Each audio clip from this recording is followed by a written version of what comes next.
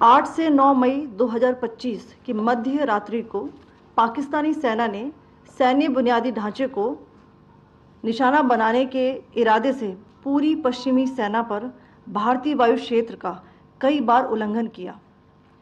यही नहीं बल्कि पाकिस्तानी सेना ने नियंत्रण रेखा पर भारी कैलिबर वाले हथियारों से गोलीबारी भी की।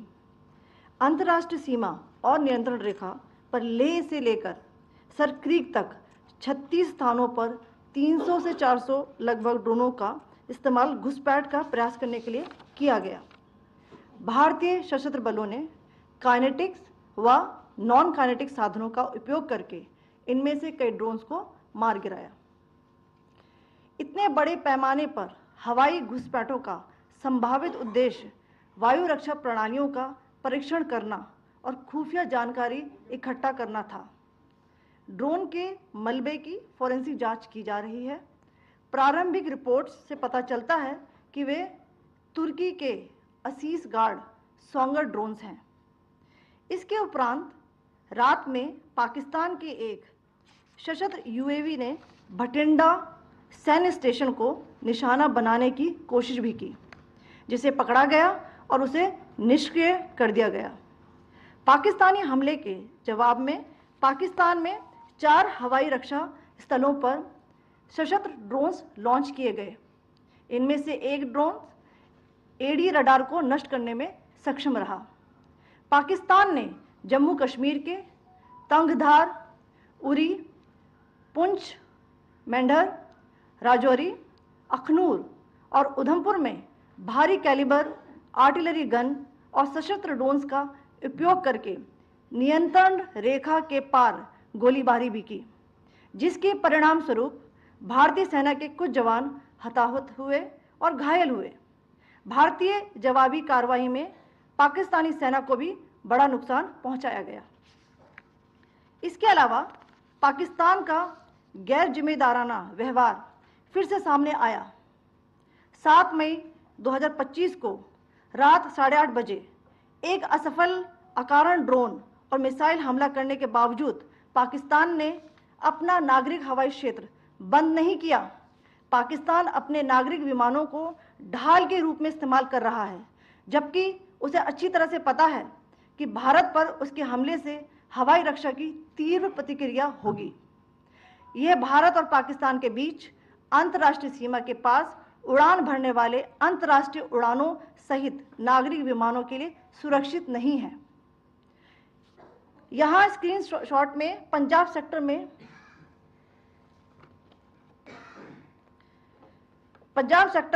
हाई एयर डिफेंस अलर्ट स्थिति के दौरान एप्लीकेशन फ्लाइट रडार 24 का डेटा दिखाया गया है। जैसा कि आप देख रहे हैं, यहां पर भारतीय पक्ष का हवाई क्षेत्र घोषित बंद के कारण नागरिक हवाई यातायात से पूरी तरह से रहित है। कराची और लाहौर के बीच के हवाई अड्डे मार्ग पर नागरिक एयरलाइंस उड़ान भर रही है। हाई अलर्ट किया गया है विमान फ्लाइनेस एविएशन का एयरबस 320, जैसा कि आप यहां देख रहे हैं,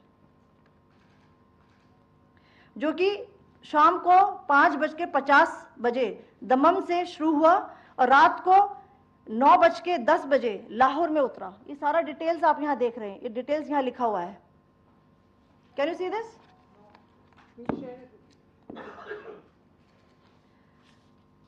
भारतीय वायुसेना ने अपनी प्रतिक्रिया में काफी संयम दिखाया और इस प्रकार अंतर्राष्ट्रीय नागरिक विमान सेवा की सुरक्षा सुनिश्चित की।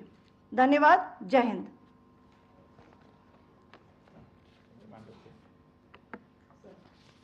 Good afternoon to you all.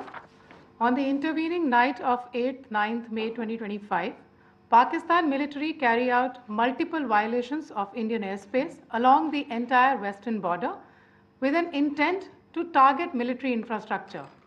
Pakistan military also resorted to firing of heavy caliber weapons along the line of control. Along the international border and line of control, drone intrusions were attempted from Leh to Sar Creek at 36 locations with approximately 300 to 400 drones. Indian Armed Forces brought down a number of these drones using kinetic and non-kinetic means. The possible purpose of these large-scale aerial intrusions were to test the AD systems and gather intelligence. Forensic examination of the drone debris is being undertaken. Preliminary reports suggest them to be of Aziz Guard Songa drone of Turkey. Later in the night, an armed UAV of Pakistan attempted to target Bhatinda military station, which was detected and neutralized. In response to the Pakistani attack, armed drones were launched at 4 air defense sites in Pakistan. One of the drones was able to destroy an AD radar. Pakistan also carried out artillery shelling across the line of control using heavy caliber artillery guns and armed drones at Tangdhar, Uri, Poonch, Mendhar, Rajouri, Akhnur and Udhampur in Jammu and Kashmir area, which resulted in some losses and injuries to Indian Army personnel. Pakistan Army also suffered major losses in Indian retaliatory fire.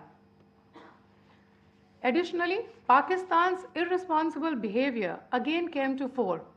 Pakistan did not close its civil airspace despite it launching a failed unprovoked drone and missile attack on 7th May at 8:30 hours in the evening.